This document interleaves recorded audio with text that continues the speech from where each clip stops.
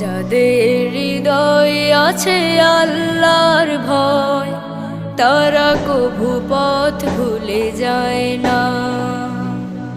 আল্লাহর প্রেম ছাড়া এই দুনিয়ায় কারো কাছে কোনো কিছু চায় না।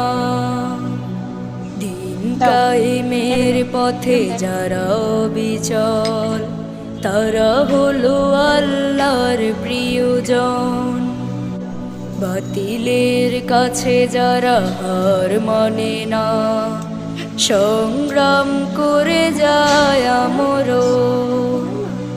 দিন কায়েমের পথে যারা অবিচল, তারা হলো আল্লাহর প্রিয়জন। বাতিলের কাছে যারা হার মানে না, সংগ্রাম করে যায়।